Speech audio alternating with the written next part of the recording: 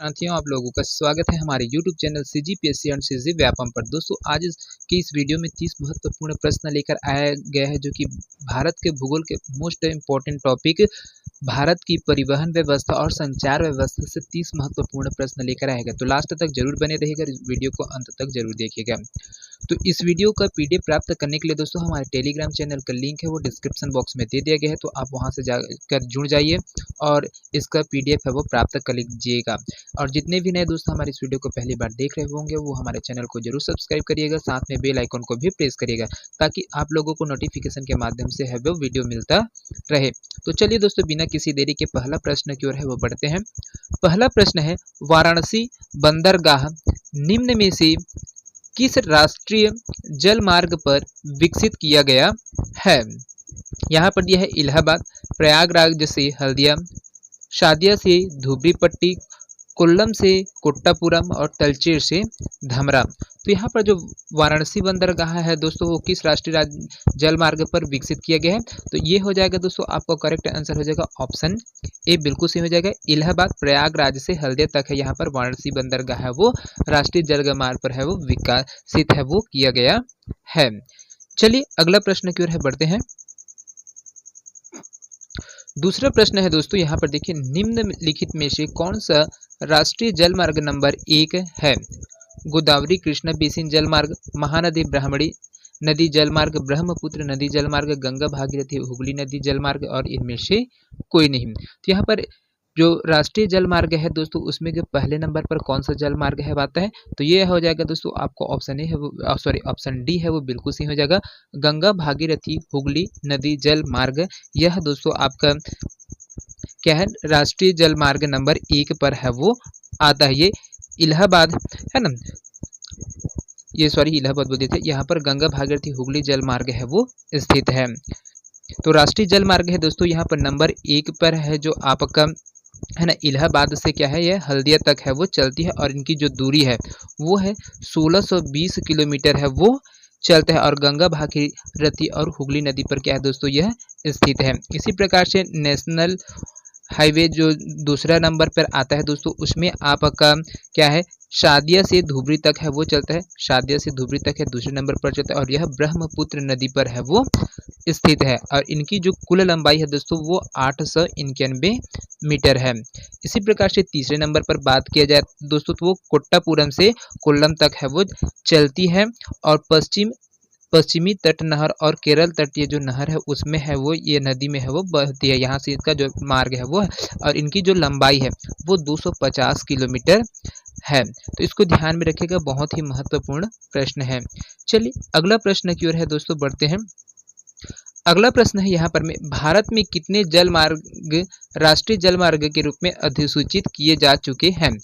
यहाँ पर बहुत ही इंपॉर्टेंट प्रश्न है दोस्तों, 3, 4, 6 या फिर 10। तो कितने जल मार्ग है दोस्तों जिसको क्या है अपन राष्ट्रीय जल मार्ग के रूप में अधिसूचित किया जा चुका है? तो इसका जो करेक्ट आंसर होगा दोस्तों, वो आपका ऑप्शन सी है वो बिल्कुल सही हो जाएगा। 6 है दोस्तों राष्ट्रीय जल मार्ग में है जो अधिसूचित किया गया, उनको चिन्हांकित है वो किया गया, जिसमें से पहला है आपका नेशनल हाईवे 1 में गंगा भागीरथी जो हुगली नदी पर है स्थित है, इलाहाबाद से हल्दिया तक। दूसरा है आपका ब्रह्मपुत्र नदी पर, दूसरा है ब्रह्मपुत्र नदी पर जो शादिया से धुबरी तक चलते हैं। तीसरे नंबर पर आता है आपका कोट्टापुरम से कोल्लम, ये विस्तार है इनका, और यह जो नदी है उसमें पश्चिमी तट नहर से केरल तटीय नहर तक है इनका विस्तार है वो है, इसी में चल रहा है उस नदी के माध्यम से। चौथे नंबर पर दोस्तों आपका जो आता है कृष्णा गोदावरी नदी पर, कृष्णा गोदावरी नदी पर है, और काकीनाडा से पुदुचेरी तक है इसका विस्तार है। 5वें नंबर पे है आपका ब्राह्मणी नदी पर, और ये तलचर से धमरा तक है ये फैला है, 623 किलोमीटर में है वो पूरा फैला है। और 6ठा नंबर पर आता है दोस्तों आपका जो बराक नदी है ना, ये बराक नदी है वो आपका यहाँ पर है जो नेशनल राष्ट्रीय जल मार्ग है उसको 6ठा नंबर में, और लखीपुर से भांगा तक है यह इसका विस्तार है, और यह इनके जो कुल किलोमीटर में है लंबाई है वो 121 किलोमीटर है। तो चलिए दोस्तों अगला प्रश्न की है वो बढ़ते हैं। अगला प्रश्न है, भारत का सबसे लंबा राष्ट्रीय जल मार्ग कौन सा है? राष्ट्रीय जल मार्ग 1, राष्ट्रीय जल मार्ग 2, राष्ट्रीय जल मार्ग 3, राष्ट्रीय जल मार्ग 4। तो यहाँ पर देखिए दोस्तों, आपका इसका जो करेक्ट आंसर हो जाएगा वो हो जाएगा आपका ऑप्शन ए है, वो बिल्कुल सही हो जाएगा दोस्तों। राष्ट्रीय जल मार्ग 1 है दोस्तों, जो क्या है, जो जितने भारत के जो 6 राष्ट्रीय जल मार्ग है उनमें से आपका पहला वाला है क्या है, सबसे लंबा है। इनकी जो कुल लंबाई है वो 1620 किलोमीटर है दोस्तों, और यह आपके इलाहाबाद से हल्दिया तक इनका विस्तार है। साथ में यह गंगा नदी, भागीरथी नदी और हुगली नदी, तीनों के जो नदियां हैं उनके बीच में है यह राष्ट्रीय राजमार्ग है वो चलता है। तो चलिए अगला प्रश्न की ओर है वो बढ़ते हैं। अगला प्रश्न है दोस्तों यहाँ पर, सूची 1 जो राष्ट्रीय जल मार्ग है और सूची 2 कहाँ से कहाँ तक है उनको हमें बताना है। तो राष्ट्रीय जल मार्ग 1 है ना, तो राष्ट्रीय जल मार्ग 1 है दोस्तों, उनको मिलान करना है और हम इनको कहाँ से कहाँ तक फैला है उनको बताना है। तो देखिए पहला है राष्ट्रीय जल मार्ग 1 है, तो यहाँ पर है दोस्तों यह इलाहाबाद से हल्दिया तक है वो क्या है, यह विस्तार है इनका। राष्ट्रीय जल मार्ग दूसरा है ना, राष्ट्रीय जल मार्ग दूसरा है वो सादिया से धुबरी तक है वो फैला हुआ है ना, और ब्रह्मपुत्र नदी पर है दोस्तों। राष्ट्रीय जल मार्ग तीसरा है दोस्तों, राष्ट्रीय जल मार्ग तीसरा है वो आपका आ जाएगा कोल्लम से कोट्टापुरम तक है वो आ जाता है, और साथ में यह पश्चिमी तट नहर और केरल तटीय नहर के साथ है क्या है, ये नदी में है वो बनाती है मार्ग। और ये आपका राष्ट्रीय जल मार्ग 4 है दोस्तों, वो काकीनाडा से मरकक्का नम तक है वो विस्तार है इनका, है ना, और साथ में यह कृष्णा गोदावरी नदी पर है वो चलता है। तो दोस्तों ये आपको समझ आ गया होगा। चलिए अगला प्रश्न की ओर है वो बढ़ते हैं। अगला प्रश्न है यहाँ पर, निम्नांकित में से कौन राष्ट्रीय जलमार्ग कोट्टापुरम तथा कोल्लम से जोड़ता है? गंगा भागीरथी, हुगली जलमार्ग, ब्रह्मपुत्र नदी जलमार्ग, केरल तटीय नहर जलमार्ग, गोदावरी कृष्णा बेसिन जलमार्ग, इनमें से कोई नहीं। तो कौन सा है दोस्तों जो कोट्टापुरम तथा कोल्लम से जोड़ता है? तो यहाँ पर इसका जो करेक्ट आंसर हो जाएगा दोस्तों वो हो जाएगा आपको ऑप्शन सी है, बिल्कुल सही हो जाएगा।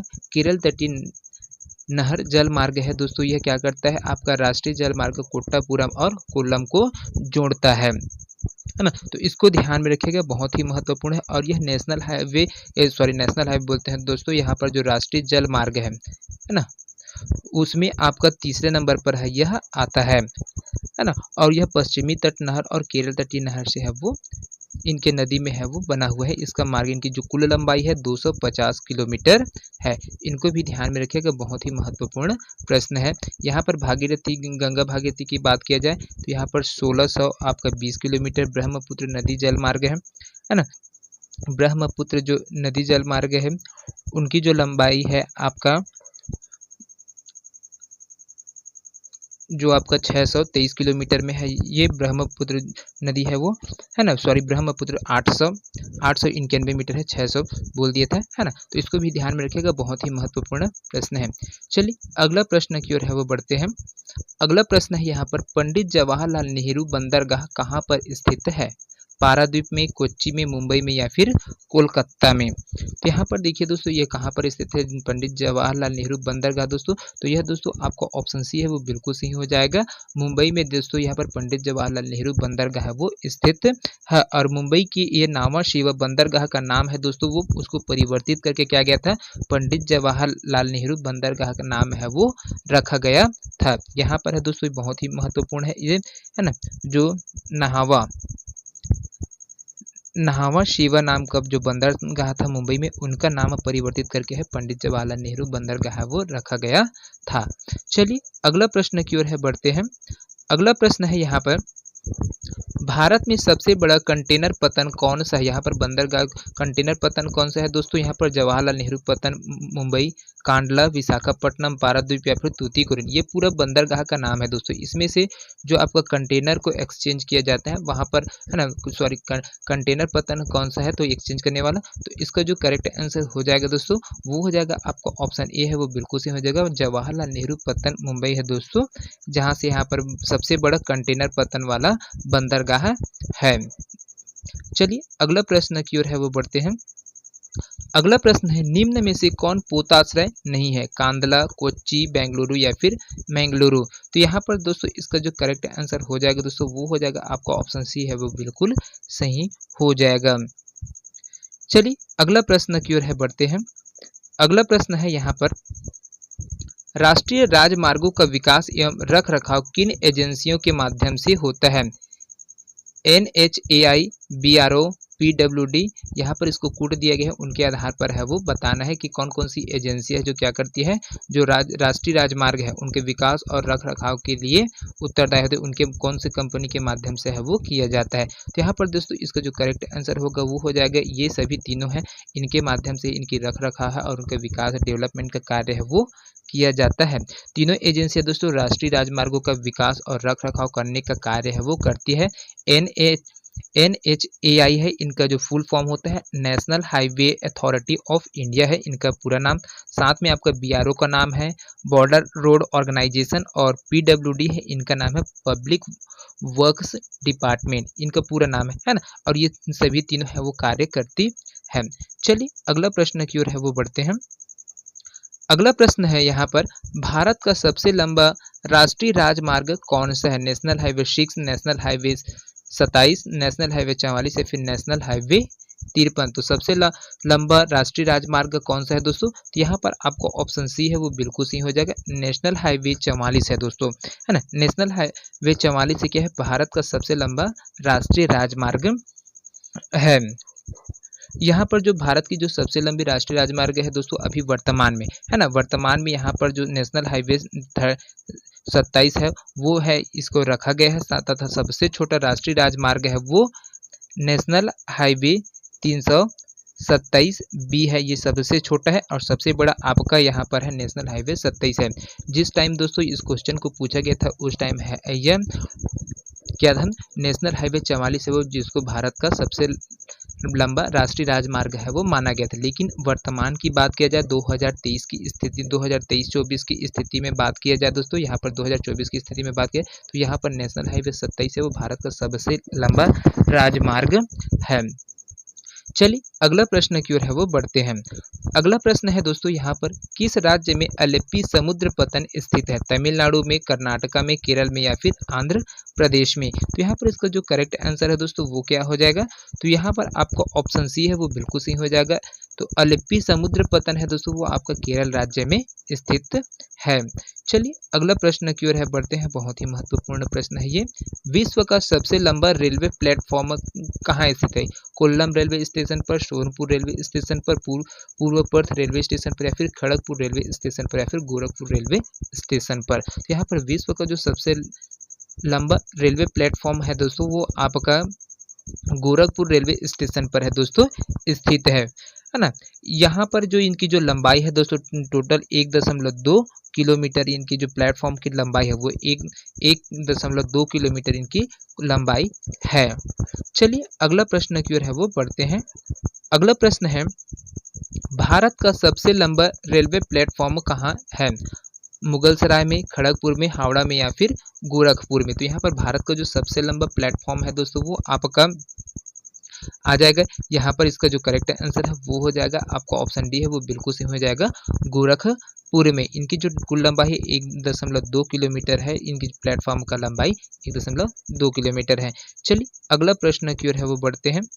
अगला प्रश्न है यहाँ पर, कोंकण रेलवे जोड़ता है मुंबई से मनमाड़ को, रोह से मंगलुरु को, मंगलुरु से कोच्चि को या फिर मुंबई से पुणे को? तो यहाँ पर इसका जो करेक्ट आंसर है दोस्तों वो हो जाएगा आपको ऑप्शन बी है वो बिल्कुल सही हो जाएगा, रोह से मंगलुरु को जो कोंकण रेलवे मार्ग है वो जोड़ता है।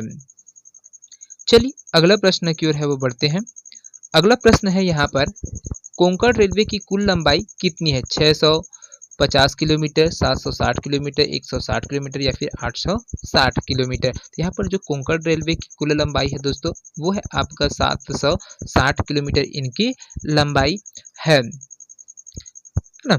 इसको ध्यान में रखिएगा, और यह रोह से मंगलुरु को क्या करता है वो जोड़ता है, तो इसको भी ध्यान में रखिएगा, बहुत ही महत्वपूर्ण प्रश्न है। चलिए अगला प्रश्न की ओर है बढ़ते हैं। अगला प्रश्न है यहाँ पर, कोंकण रेल मार्ग किन किन राज्यों से होकर गुजरती है? केरल, कर्नाटक, तमिलनाडु, आंध्र प्रदेश? बी में दिया है केरल, कर्नाटक, तमिलनाडु, महाराष्ट्र। सी में दिया है महाराष्ट्र, कर्नाटक, गोवा और केरल, और डी में दिया है महाराष्ट्र, कर्नाटक, गोवा और तमिलनाडु। तो यहाँ पर दोस्तों जो दो कोंकण रेल मार्ग है वो आपका महाराष्ट्र, कर्नाटक, गोवा और केरल इन चारों राज्यों से होकर है वो गुजरता है, और इनकी जो कुल लंबाई है ना, यहाँ पर इनकी जो कुल लंबाई है वो 760 किलोमीटर है ना। और यह आपका क्या करता है, रोह से मंगलुरु को है वो रेलवे है उसको, कोंकण रेलवे है वो जोड़ने का काम है वो करता है। साथ में आपका जो इनका जो मुख्यालय है ना, इनका मुख्यालय क्या है, नई मुंबई, और इसकी जो कुल लंबाई है वो 730 किलोमीटर है। नया मुंबई है, वहाँ पर इनका मुख्यालय है वो रखा गया है। चलिए अगला प्रश्न की ओर है वो बढ़ते हैं। अगला प्रश्न है यहाँ पर, दक्षिण पश्चिम रेलवे का मुख्यालय स्थित है बंगलौर में, हुबली में, चेन्नई में या फिर जयपुर में। तो यहाँ पर दक्षिण पश्चिम रेलवे का जो मुख्यालय है दोस्तों वो आपका हुबली में है, क्या है, इस अवस्थित है। चलिए अगला प्रश्न की ओर है वो बढ़ते हैं। अगला प्रश्न है यहाँ पर, पूर्व मध्य रेलवे का मुख्यालय कहाँ स्थित है, पटना में, हाजीपुर में, मुजफ्फरपुर में या फिर कटिहार में। तो यहाँ पर इसका जो करेक्ट आंसर है दोस्तों वो हो जाएगा आपका ऑप्शन बी है वो बिल्कुल सही हो जाएगा। पूर्व मध्य रेलवे का जो मुख्यालय है वो आपका क्या है, हाजीपुर में स्थित है। चलिए अगला प्रश्न की ओर है वो बढ़ते हैं। अगला प्रश्न है, अब तक काम में आने वाला विश्व का सबसे पुराना भाप इंजन कौन सा है, फेरी क्वीन, ओरिएंट एक्सप्रेस, अंतिम सितारा या फिर रॉयल ओरिएंट, है ना। तो यहाँ पर इसका जो करेक्ट आंसर है दोस्तों वो हो जाएगा आपका ऑप्शन बी है वो बिल्कुल सही हो जाएगा। पुराना भाप इंजन है दोस्तों आपका ओरिएंट एक्सप्रेस है ना। तो इसको ध्यान में रखिएगा, बहुत ही महत्वपूर्ण प्रश्न था। चलिए अगला प्रश्न है, अगला प्रश्न की ओर बढ़ते हैं। भारत में सड़कों का घनत्व किस राज्य में सर्वाधिक है। यहाँ पर जो सड़क है दोस्तों उनकी जो घनत्व है, डेंसिटी है, वो कहाँ पर सर्वाधिक है, मध्य प्रदेश में, केरल में, उत्तर प्रदेश में, महाराष्ट्र या फिर छत्तीसगढ़ में। तो यहाँ पर दोस्तों देखिए जो आपका सड़कों का जो घनत्व है किस राज्य में है सर्वाधिक है बोला गया है। तो यहाँ पर इसका जो करेक्ट आंसर हो जाएगा वो हो जाएगा आपका केरल राज्य में। जो सड़कों में सर्वाधिक घनत्व वाला राज्य है दोस्तों वो केरल है। साथ में राष्ट्रीय राजमार्गों की जो सर्वाधिक लंबाई है वो आपका महाराष्ट्र में है, सर्वाधिक लंबाई महाराष्ट्र में, इसको ध्यान में रखिएगा। साथ में प्रति हजार जनसंख्या में जो सड़कों की सर्वाधिक लंबाई है वो अरुणाचल प्रदेश में है ना, अरुणाचल प्रदेश में है। यहाँ पर क्या जी, प्रति हजार जनसंख्या में सड़कों की सर्वाधिक लंबाई।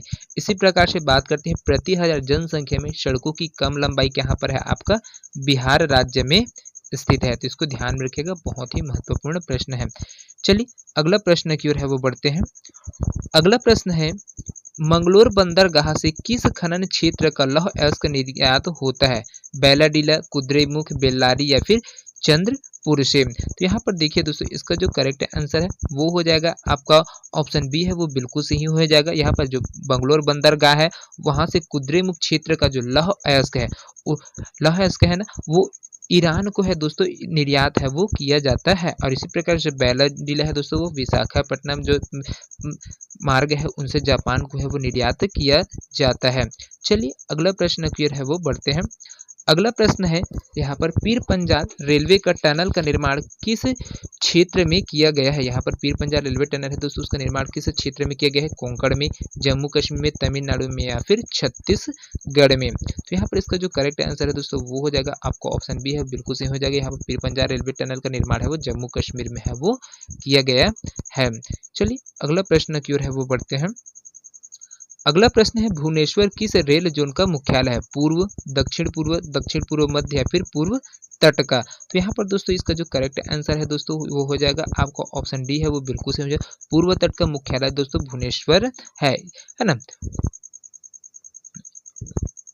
और इसी प्रकार का दोस्तों यहाँ पर देखिए सिर्फ पूर्व की बात करें तो इनका जो मुख्यालय है ना वो कोलकाता में स्थित है। दक्षिण पूर्व रेलवे की बात, रेलवे जोन की बात करें तो उनका मुख्यालय है कोलकाता में है ना, कोलकाता में। और साथ में आपका दक्षिण पूर्व मध्य रेलवे जोन है उनका जो मुख्यालय है आपका बिलासपुर में है, बिलासपुर में स्थित है। साथ में अगर पूर्वी तट की बात करें, पूर्वी रेलवे जोन है, पूर्वी तट रेलवे जोन है उनकी बात करें तो यह भुवनेश्वर में है ना। और साथ में आपका जो दक्षिण पश्चिम रेलवे जोन है उनकी जो मुख्यालय है हुगली में है, और उत्तर पश्चिम है उनका जयपुर में रखा गया, और साथ में पूर्व मध्य रेलवे है उनका हाजीपुर है वो रखा गया है।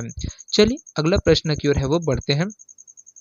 अगला प्रश्न है यहाँ पर, कौन सा शिप यार्ड निजी क्षेत्र में है, पीपापाव, कोचीन, मजगांव या फिर गॉर्डन रिच। तो यहाँ पर इसका जो करेक्ट आंसर है दोस्तों वो हो जाएगा आपका ऑप्शन ए है बिल्कुल सही हो जाएगा, पीपावाव। चलिए अगला प्रश्न की ओर है वो बढ़ते हैं।